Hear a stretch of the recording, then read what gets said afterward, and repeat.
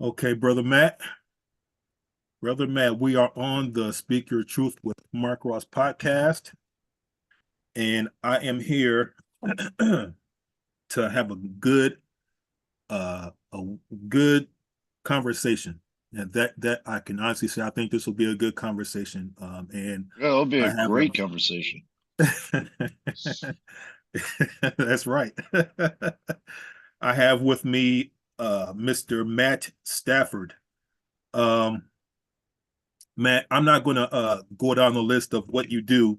So I'm going to let you share that. So tell the people who are viewing the show and who will view it who you are, where you're from, and what you do, please. Awesome. Well, I'm very grateful for you. And, so my name's Matt Stafford. I have a teen mentoring youth outreach with a focus on families called Vincent James Mentoring, built around the kitchen table. I'm actually in the building that I used to break into when I was a teenager, and I have the opportunity to own and remodel it.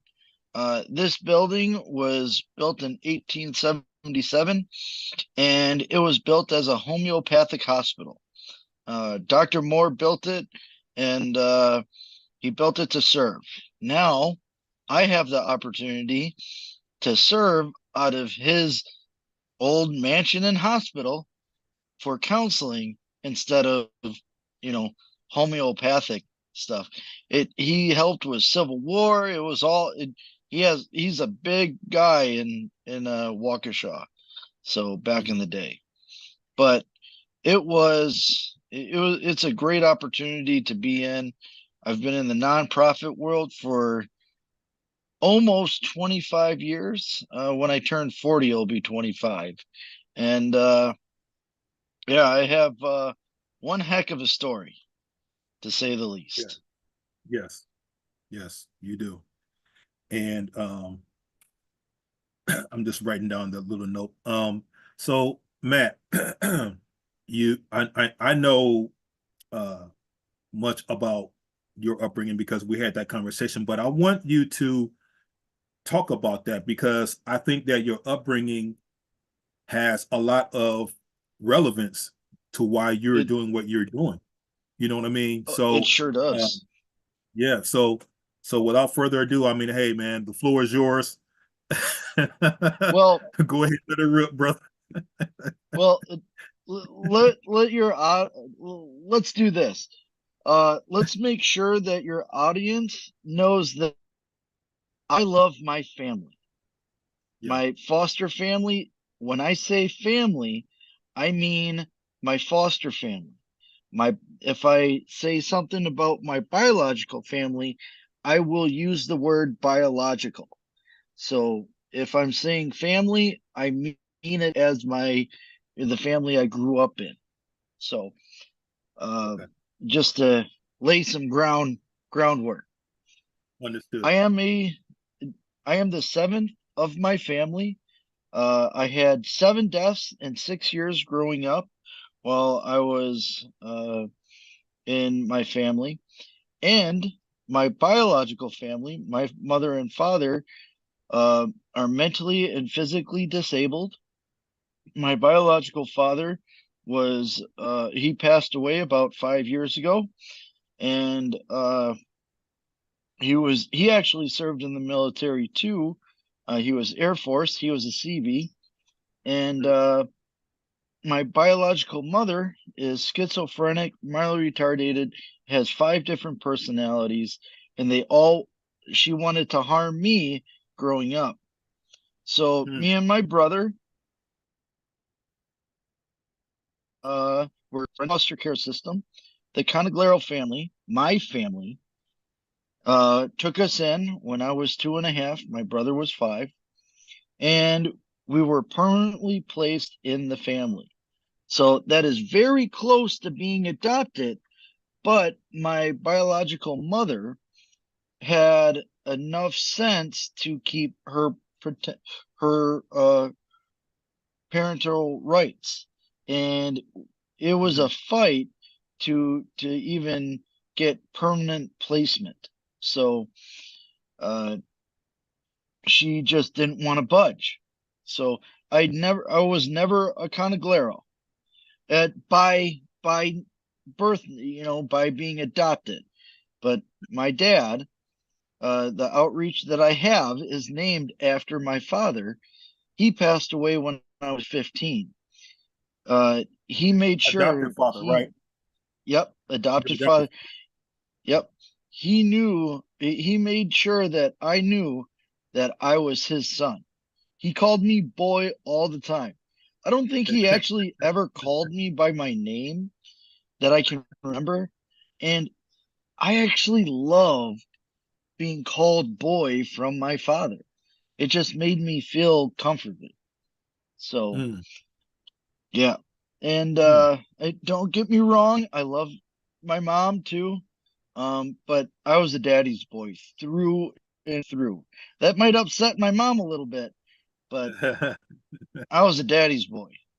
It is what it is, brother. You can't help who you love. I mean, of course you love both your parents, but yeah, yeah, it's something when you can relate and vibe with your dad. You know what I'm saying?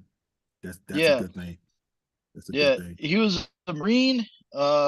He was an MP. He was a regular Joe, just a regular guy. Um, and he wanted to be a police officer, but they had a height restriction, and he literally fell, I think, a couple inches under the height restriction, and yeah, um, it that might be, I will get clarification on that story, but I believe that's what it was. My dad was a Italian, Indian Italian. Menominee was his tribe, and he was a great guy. Mm, So nice, nice. yeah, I know you mentioned that you had a brother. Uh, yes.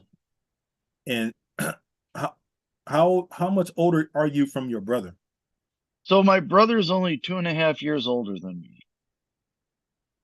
and Okay. we we did from the things that happened to us.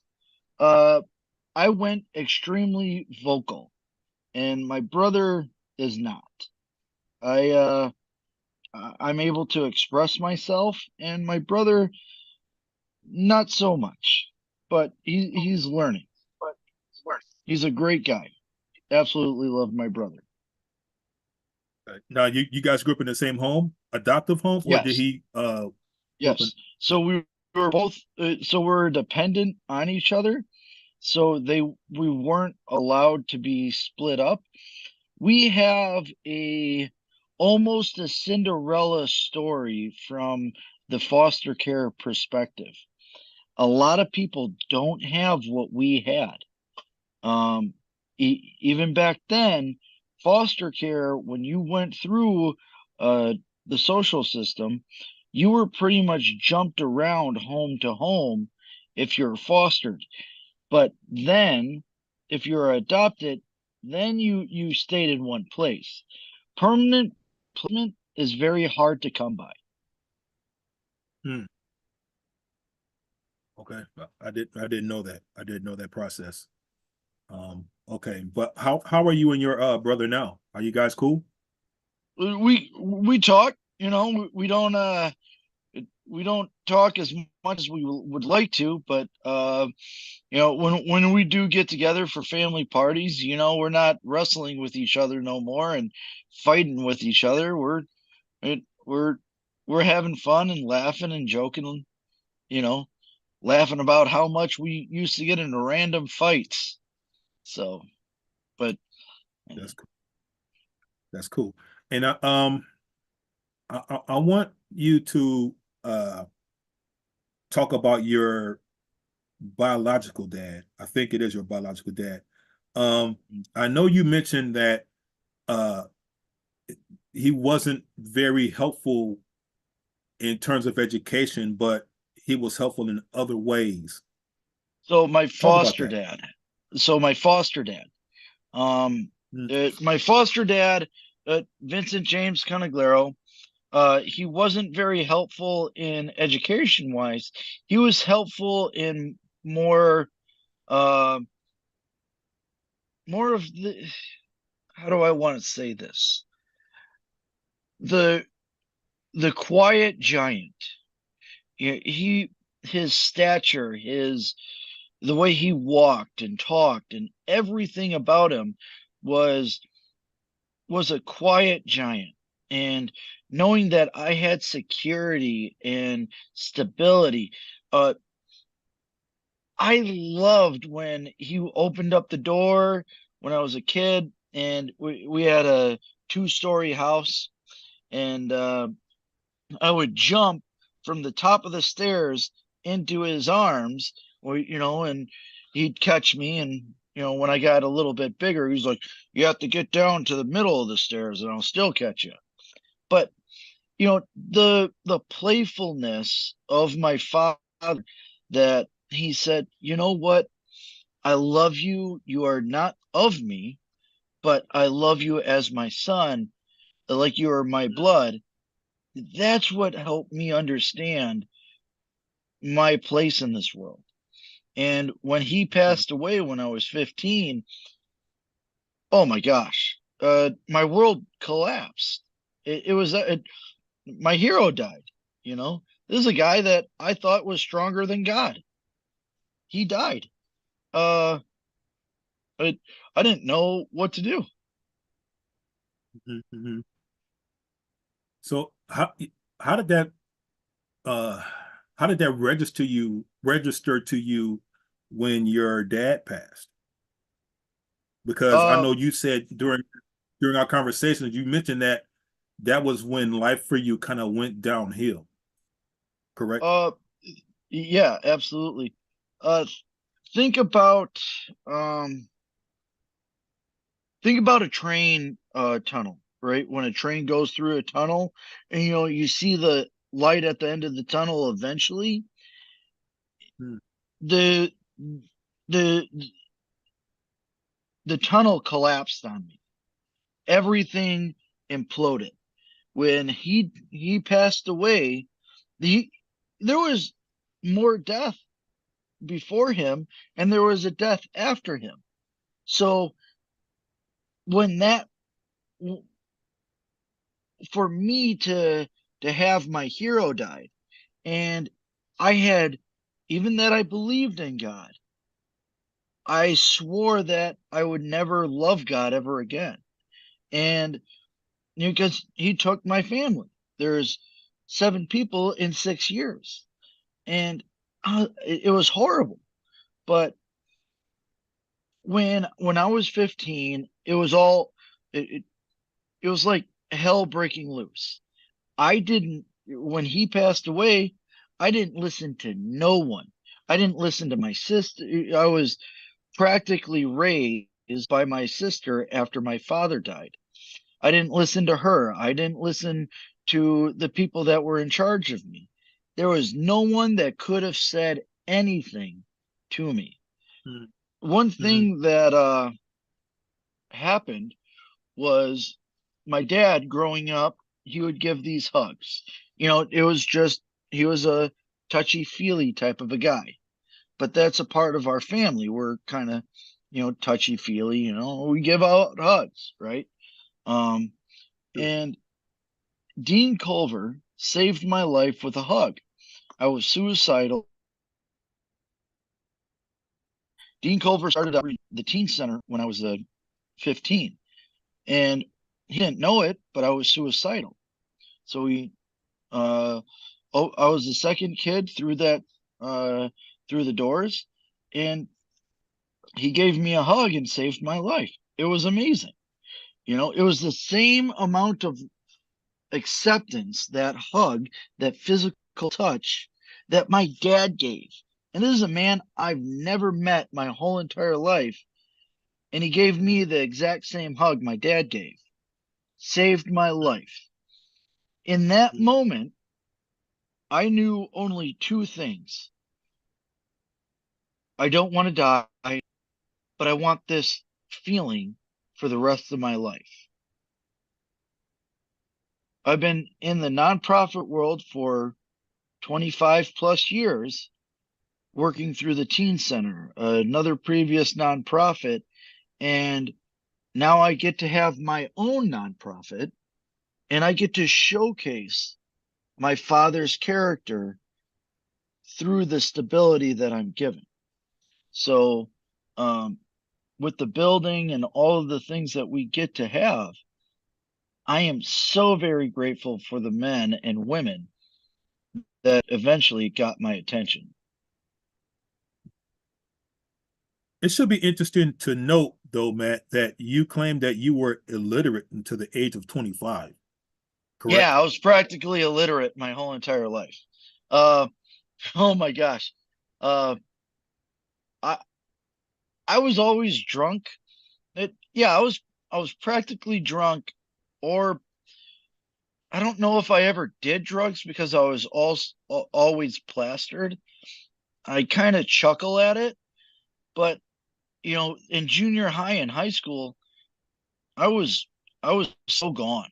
Um, uh, they labeled me LD, and they said, "Oh, you can sit over there in the corner." I never did anything in school.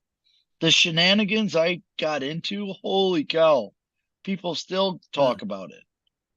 So, mm. um, What did you I do? didn't.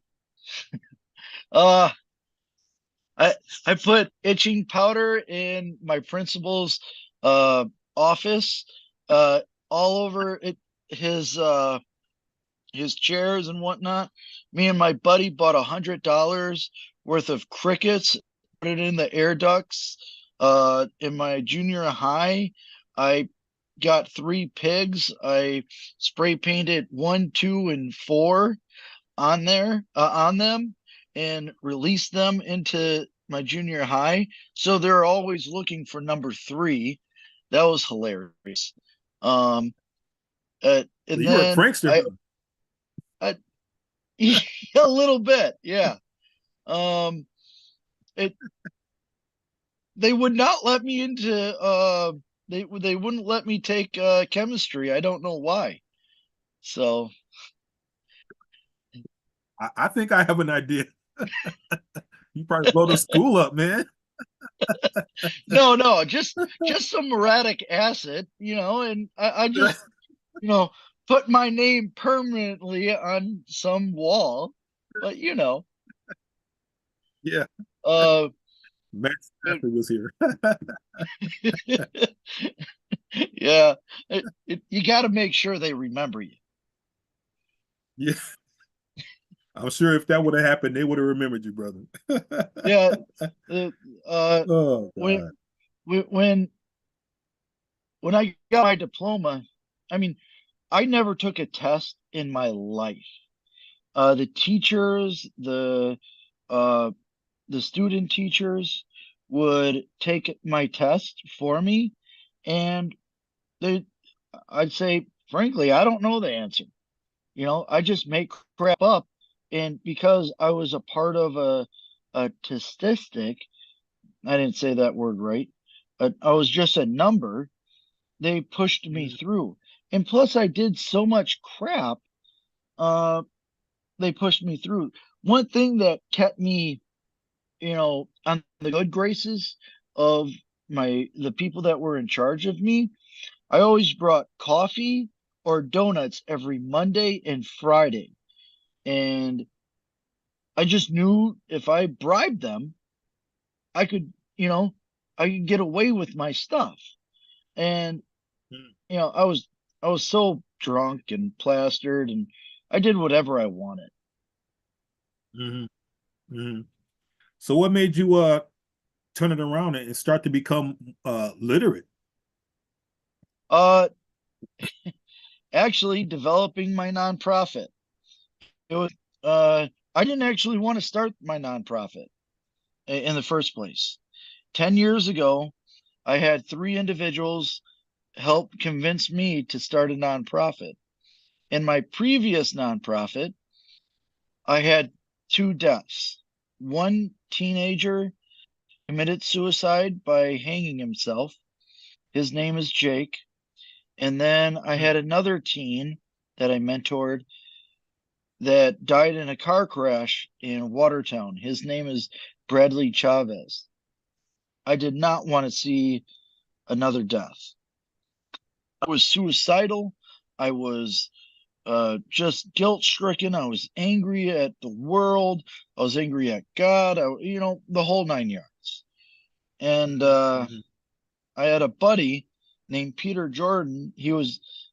I love the science of beer. The science of beer is really cool. I just enjoy it. Um, I wanted to start a brewery or commit suicide. There was it was this or that, right? And he was helping me develop my brewery and my logos and stuff like that. And he said, "Hey, Matt, I'm not going to I'm not going to help you with your brewery, but I will help you with the nonprofit." And I almost punched him in the face. I was so mad. I was like, "You don't know that I'm about to kill myself.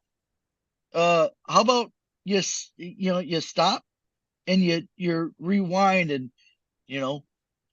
So that night, I saw two more individuals, and I kind of had a big come to Jesus moment, and decided to start a nonprofit.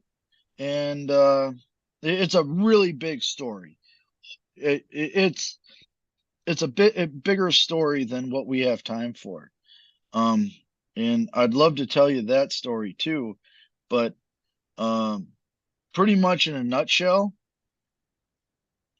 that night of Peter and then my two other friends saying, "Hey, Matt,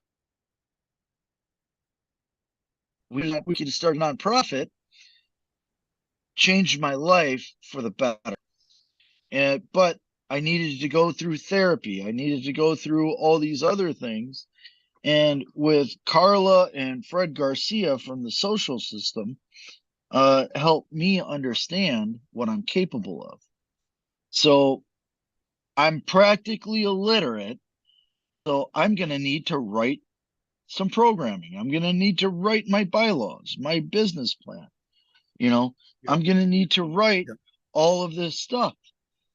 So by mhm, writing all of this, I'm teaching myself how to read and write, and I'm still teaching myself how to read and write. I was at probably a second grade level when I was 25. mm. So where are you now? Do you know? I mean, are you I'm proficient or are you still learning? I'm in so I love this word. It's in betterment. I'm always embettering my life, embettering my reading skills. I'm about a fourth to a fifth grader right now. Mm, I'm okay. in. I'm trying to learn a lot more. So, um, Okay, good, good. Do you think that your struggle for reading and comprehending was because of your biological parents?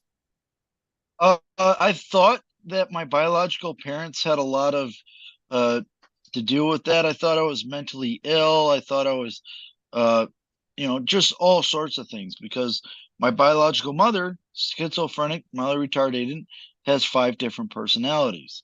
My biological father, bipolar, and he was homeless after he came home from serving. So I thought I was mentally unstable, mentally unwell. Really, I just didn't, no one took the time to teach me how to read. I, I can read, it just takes me a lot Mhm. longer to read. Mm, yeah, yeah, yeah. Now you got me thinking.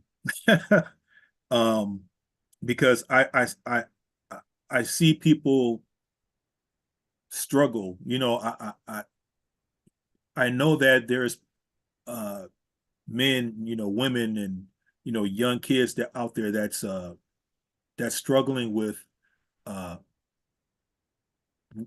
struggling with knowing their potential, struggling Yeah. with having the bravery of opening a book and reading it, and it's sad that there's a lot of parents out there, Matt, that don't take the time to teach their kids, how to uh, better their reading skills, better their math skills. I mean, you rely so much on the school to teach the kids on how to, you know, be productive kids, but it's like that parent or parents should need to step up and take ownership of that too. So I'm about to say something that I don't think a lot of schools are going to like me saying. Say it. I Schools don't teach you much on how to read or write or how to care about reading. Or let me say this in a better manner. Schools don't teach you that you need to care or you need to have the responsibility for reading and being, proficient in being educated. Uh, the only people that can do that is the student is only convinced that they need to do that from the individual they look up to. So my dad, even that he told me I need to do that, and I tried, and I had a learning disability. I couldn't. I was hooked. I needed to learn hooked on phonics, right? But Sure. there was just a learning curve. But if the individual that is being taught doesn't respect or care about their teacher or their mother or father, they will not want to read or to get educated on their own. There Mm, has to be a need for that. Kids want to know that mm, they're they're a part of this of the household, that they're not mhm. just there. They want to have responsibility. I grew up knowing I want responsibility, but my dad taught me things that were from outside, street smarts and other stuff, right? And he taught me the love of God through a hug.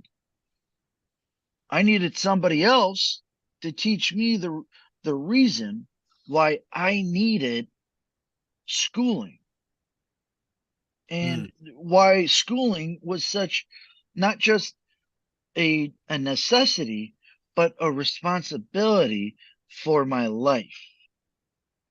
mhm, mhm. I totally understand. And I think we're at a point now, Matthew, that uh, school or the concept of school isn't, it doesn't play out as important as it should be. You know what I mean? It's like a lot of kids don't value school the way that it should be valued. You know, a lot of kids go to school now just for, you know, fashion, hanging out with their friends. And I mean, and there's nothing wrong with that, but education isn't prioritized as I think it should be, or as it was before. Because So think before, about, education was big. yeah, 50 Go years ahead. ago, 50 years ago, think about 50 years ago.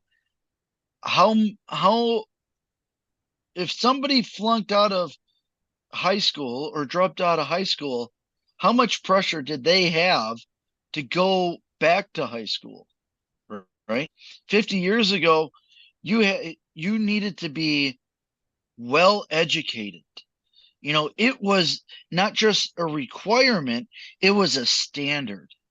And Mhm. there was a dress code. There was uh, a a class to it. You know, it it was I'm not stupid. I'm well educated. I got all the things I needed to survive.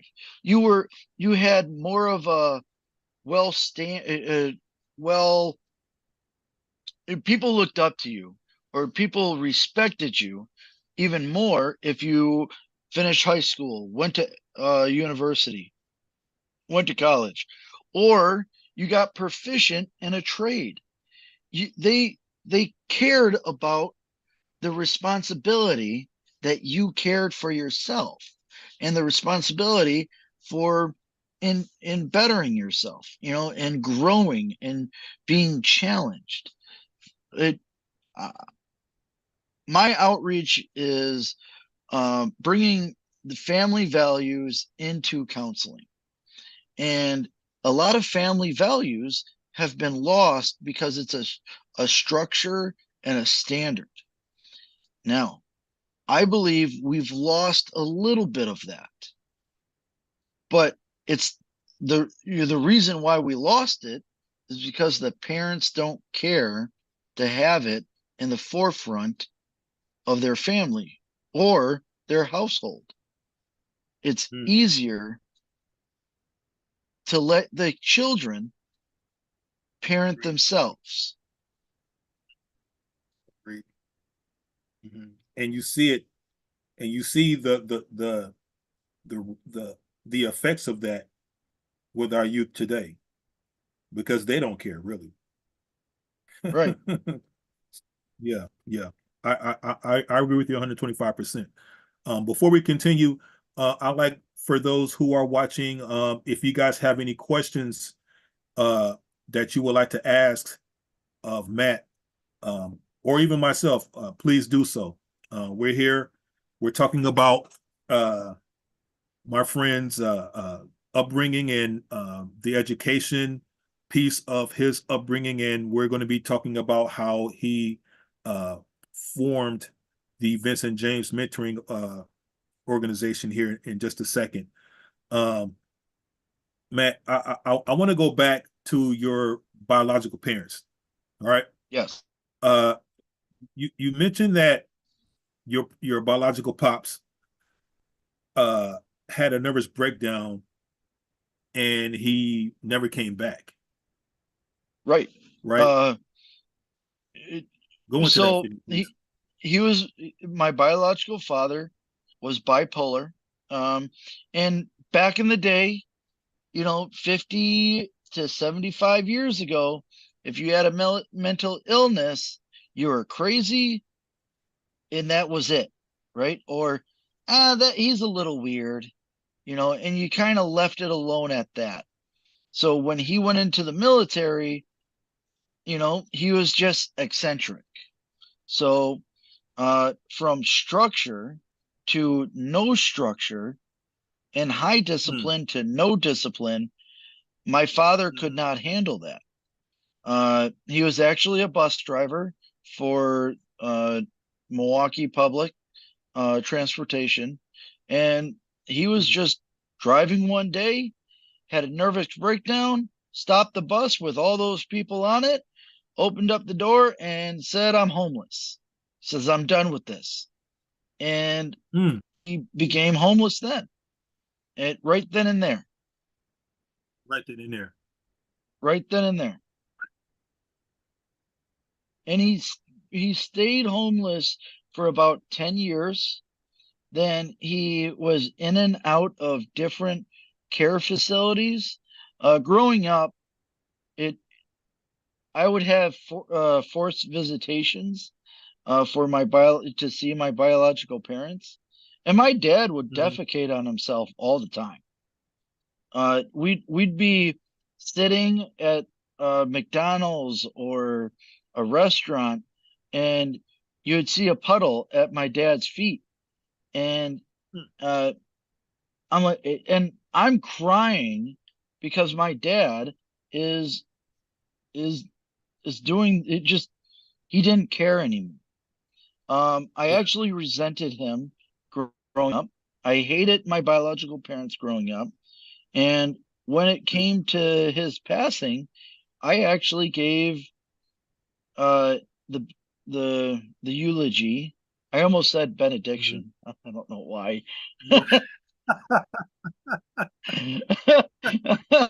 You okay, bro? You okay? Yeah. But I resent it.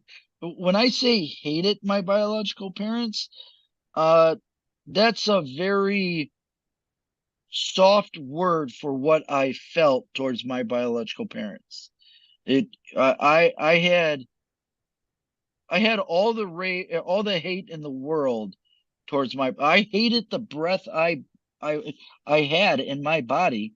I hated my existence because they had me. I thought Mm, I was worthless. You know, mhm, both my parents are mentally disabled.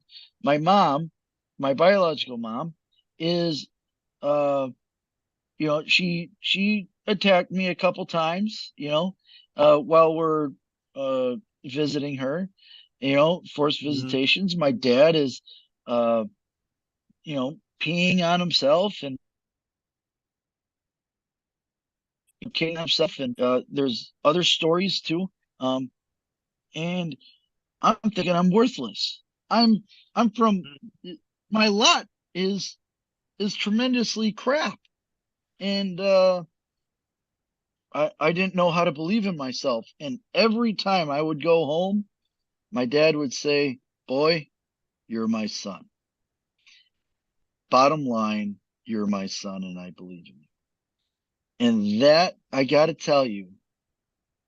is the when he looked in my eyes and he knew the hurt that I had towards myself and towards my biological parents, I would cry to him saying, "Why can't I just be your? Why couldn't I just be your son?" He said, "You are." You are. Yeah. And and I I pleaded with him, "Why can I have your last name?" And uh, he was trying he was going through the legal fight, to for me and my brother. He was going to adopt me and my brother. I wanted to be a Canaglero so bad in the world. It's so bad. And knowing that he was fighting for me to have that last name, I'm Stafford, but I'm also a Spicella. But above all, I was raised by the Canagleros. And Yes. I am proud now to be a Spicella, a Stafford, but above all, I am a Canaglero. Amen, brother. Amen. Got a question here for you from the chat. The question Yeah. is, how did your father's condition slash behavior affect you as an adult? Uh, so he passed away 5 years ago. I so uh, in his passing, he got so bad where uh he he did that even at the end of his life, and it affected me quite a bit.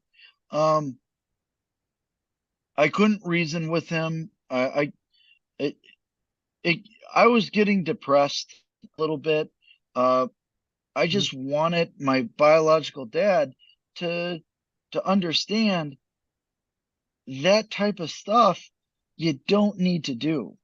But Yeah. you know, it it was it was very hard to watch him be so disgusting. Mm. Uh, and Sure, dis- I bet. and it was hard for me to watch him hurt himself in that manner. Um, just I wish he had. Uh, I wish that he was while he was alive, he was more mentally stable. I wish that for my biological mother too. That she would have been mentally stable, but uh, my biological mother and father didn't have a good upbringing. So, uh, my mm, biological mother had a horrible, horrible upbringing. My biological mm. father, a little bit better, but not the best. Right, right. But your mom, she went through hell growing up. I'm assuming. Oh, it makes it makes me tear up for what she went through. She was sexually abused by her stepdad, her step brothers. She was whipped by by her biological mother. She was practically told, "You're you're." I wish my her dad said, I wish you were never born. That she was told that by her mother. Um, there was so much mental abuse and physical abuse that I feel sorry for what she went through. Mm, I mhm. personally can't talk to her because it messes me up for the things that she did to me. But Sure. I don't blame her no more Mm, for what she did to me. Um, but she didn't know any better, and I I don't know if I can say I love her, but I appreciate that she is my biological mother. She did some sure. pretty I unique understand. things to me. I understand. Yeah, yeah, yeah. Uh, man, sorry that you had to go through that, but I guess in a sense, if you didn't go through what you went through, you wouldn't be here, No, and and you wouldn't be doing work. no, and the teens Go. and the families that I work with, they wouldn't they wouldn't relate to me. I know what it's like to have uh your parent choke you. I know what it's like to have your parent tell you, I love you, but I want you dead and I want to kill you. Mm, You know, and mm, I'm sitting mm. eating a burger, and my biological mother is saying, I love you, but I'd rather you be dead because you're a bastard child. Because my biological mother and father were, not wed when they had me.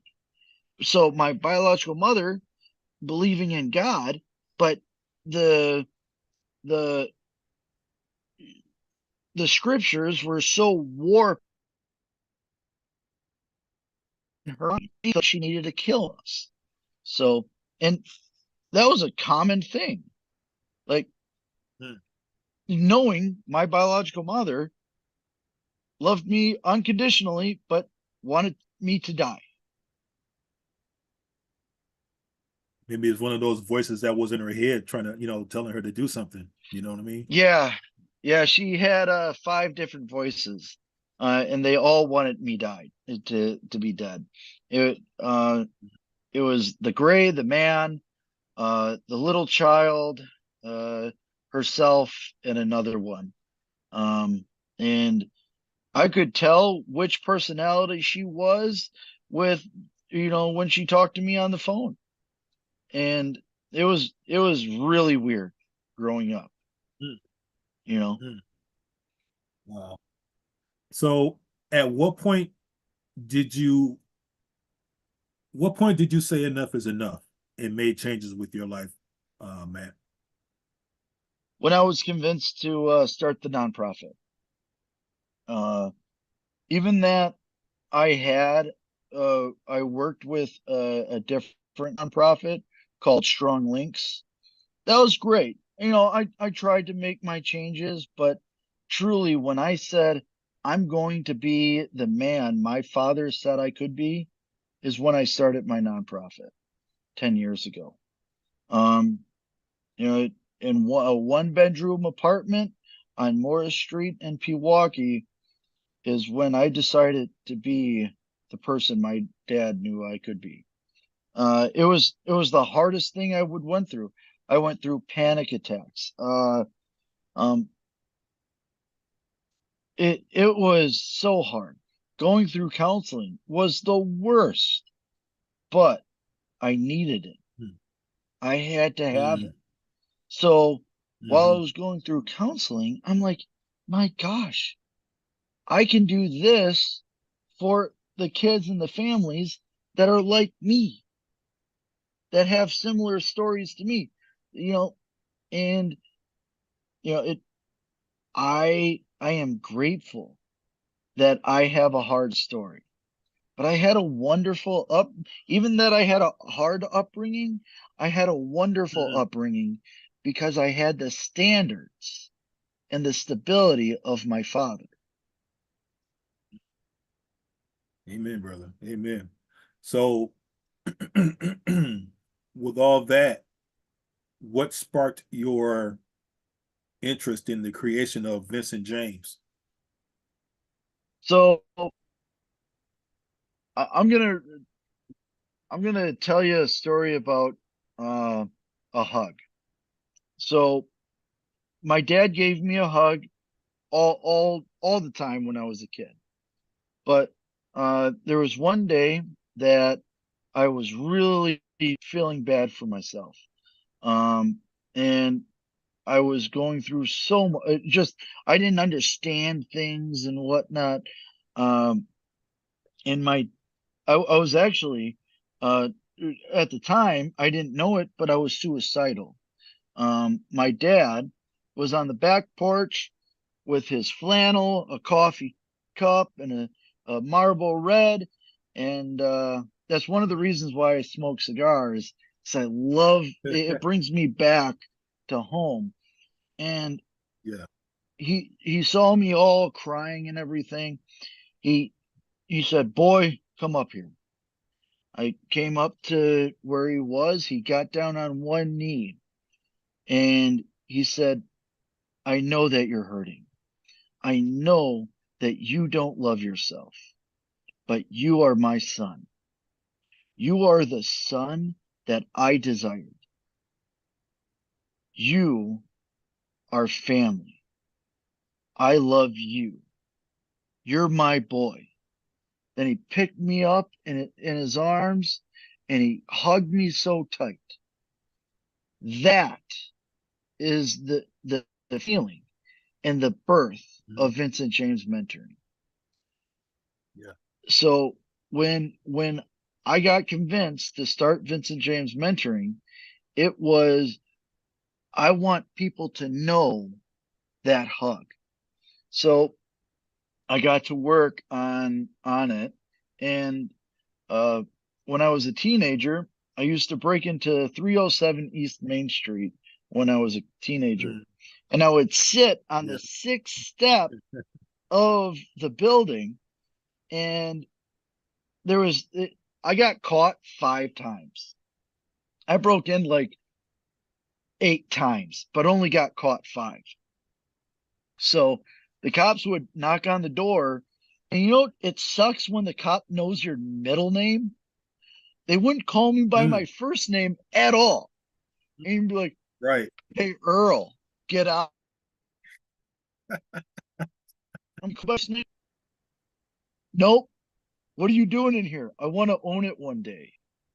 And um, so I'm in my duplex. I eventually moved to Waukesha, and I'm in my duplex, and I was with Peter Jordan, and he said, "All right, Matt, don't even look at 307 East Main Street because I'm now an adult. I'm in there with a realtor. I'm trying to figure out who the owner is.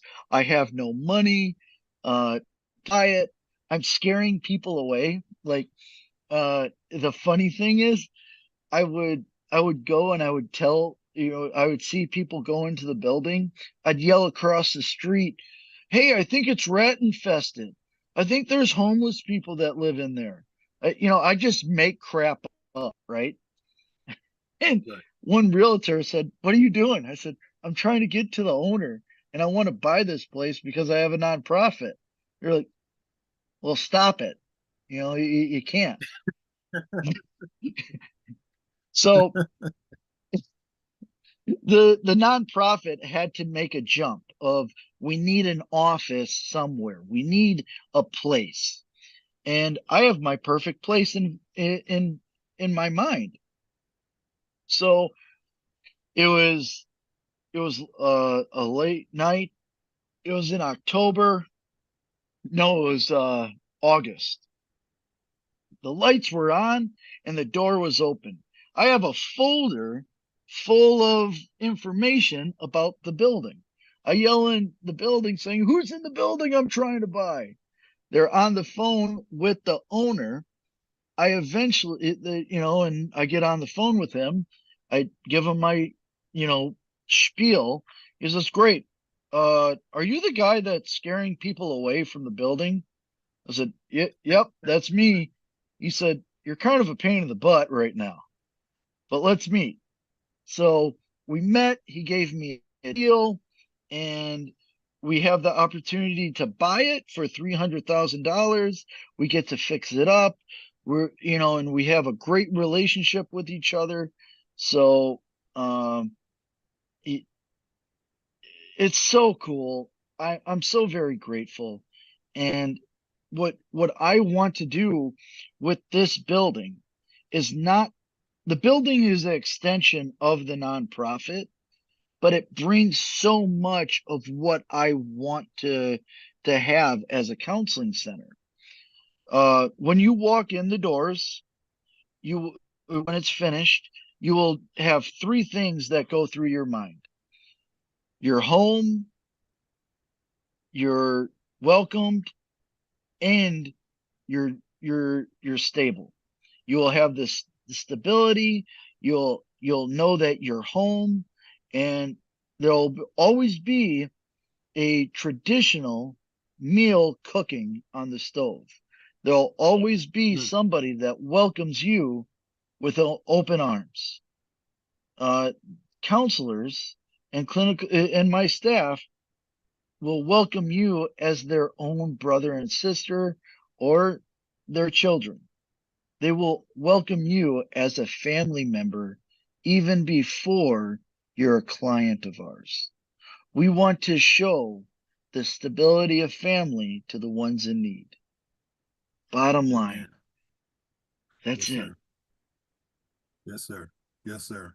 And there's always been a need for people like you to do the work that you do. And I know I've given you, kudos, but I will continue to give you your kudos and your respect due, because we even though we have organizations out here that provide services to help people, we need people that actually care. Right. It's one thing to just do your job, right? But to show the people that you care about them and that where they are is okay, that and that they can do better, that speaks more volume to me than somebody who just, just there to just do a job. You know, doing your job doesn't necessarily save lives, right? No. Because because I can just do my job and not give a damn about who does what or where, because I'm going to get paid regardless of who lives or who doesn't. But Okay. but if I show someone that I care about their well-being, and that they're going to go above and beyond, you know what I mean, to show them like they are cared for, they are loved, and that they are appreciated, that to me says to should say to them like, you're worth staying on this planet one more day. You're worth something, and your fight isn't over.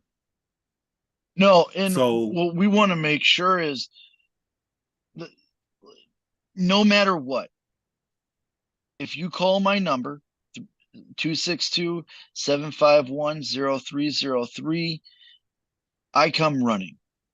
If you come to Hmm. my building, you have my loyalty. You have everything you need. All of who I am and what I have at my disposal, you have. If you need anything, you have it. So Amen. people don't necessarily get that no more. So what I want to make sure is I give what I'm able to what I received. And I really love you got to come to the banquet uh on the 6th, and you heard a Yeah. couple stories. Uh Yes. and it was literally just me being in the building, and somebody that was suicidal having a friend. This is a gentle thing. It no longer would it be forceful of, gosh darn it, you're suicidal or you're depressed. We're forcing them into thing. They're forced into counseling. Sometimes when you're in those situations, you have to be very strong, strong for that person, but they have to also relate to you. One of the reasons why some people respect me is because I was suicidal. I was Yeah. depressed. And Right. they not just relate to that, they have comfort in that, and saying, gosh darn it, you're they're comforted in knowing, and then they trust me, and then they go to Rogers or a rehab because they trusted me, because I went through the thing they went through. you know it, Hmm. I used to put a shotgun in my mouth, and I what comforted me was the taste of metallic. So suicidal, uh what helped me get through the night or the work day is I get to put the shotgun in my mouth. I'll I don't know if I'll pull the trigger, but that metallic taste comforted me. And for them Yeah. to understand that, that's that's pretty impactful. And Yes. not a lot of Yes. people will be vulnerable like that either. Hmm. Hmm. So Vincent James, what type of services does Vincent James provide? So right now we provide more emergency care at the moment. So you can come to me, come to my co-director. We give more emergency care. We're a network. So say you want a counselor or you want a therapist. I can go through my network and Hmm. get you a therapist.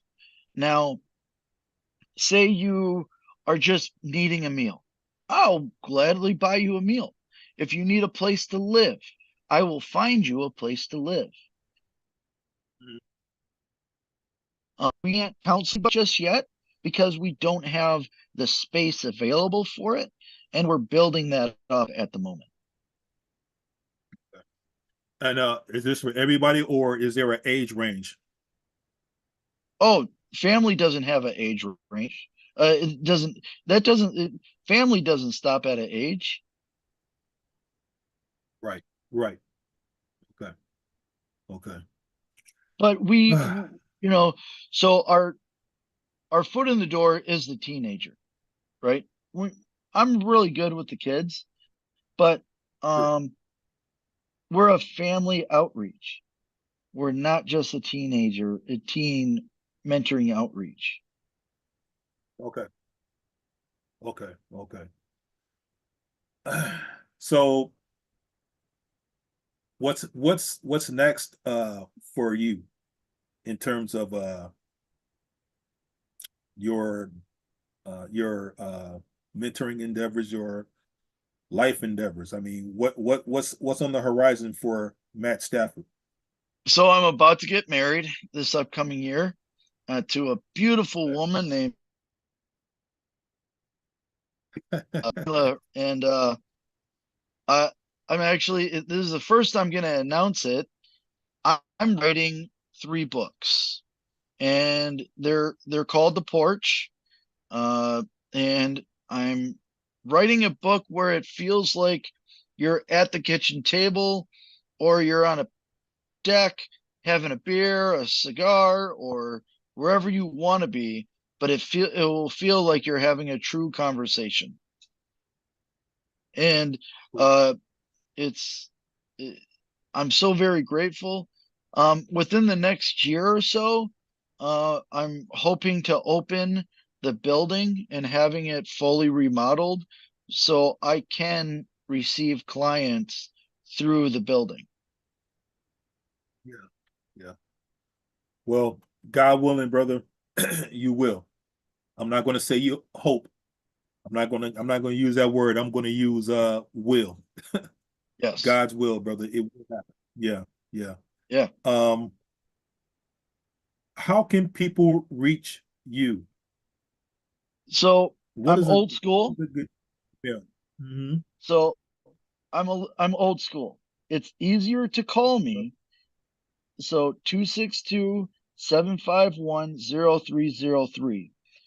If you're going to call me, please call me, and then let me know you got me for you got a hold of me through this uh this platform. The podcast. You can Yeah. email me at uh Matt at vincentjamesmentoring.org, but also my Facebook.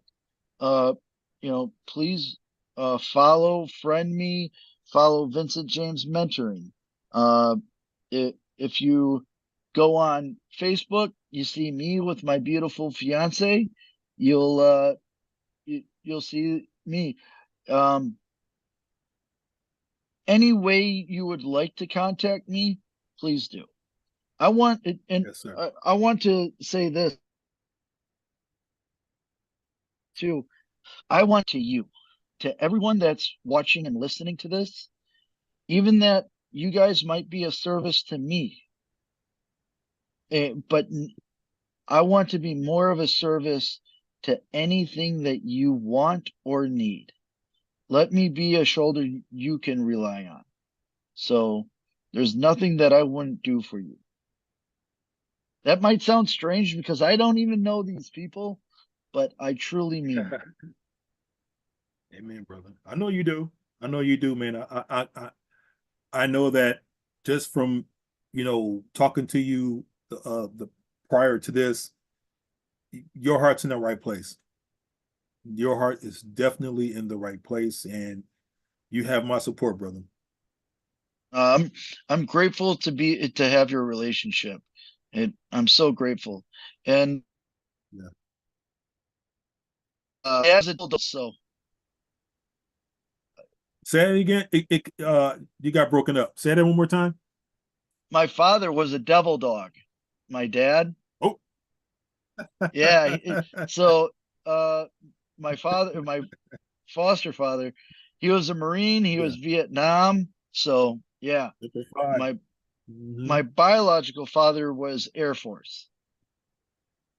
Okay. Well, they're smart. Yeah. My wife's dad was Air Force, so yeah. Well, you know, we need people that fly dust too. Hey, but they really know how to push buttons. You know, they can fly the planes. Yes, they can. Yeah, Oh man, yes they they're can, brother. very Yes, they smart. can. Oh, goodness gracious, man.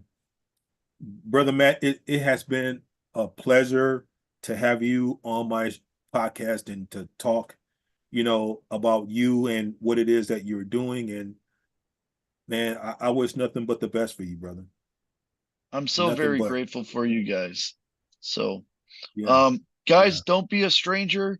Please call me. Please reach out. If you guys want to get a beer, a cigar, a cup of coffee, please let me know. I'd gladly make time for you. And please believe he would. I really do think that he would do it. So, um, again, brother, it has been a great pleasure to have you on my show to just chop it up with you and to really get to know you a little deeper. So I look forward to seeing you again in one of our cigar groups. And Yes. hey, I think a hug is in order when we see Yes. each Yes. other. Yeah, absolutely. So Well, yeah. So yeah, man. With that being said, I will let you go and then do what you need to do. I know that you had your coworkers and walking back and forth, so I know you got some stuff to do. So I'm actually at church right when I get to go wrangle up some teenagers. So yeah. okay. Well, go ahead and do your thing, brother. I will let you go. And thank you very much for coming up and talking to me. You guys are amazing. Thank you, good sir. Thank you, my friend. And you have a good one. And to all that's listening and participating, thank you for watching the Speak Your Truth with Mark Ross podcast. Please like and share. I will be back next week for more. So be looking out. Take care, Matt. Bye bye. See you guys.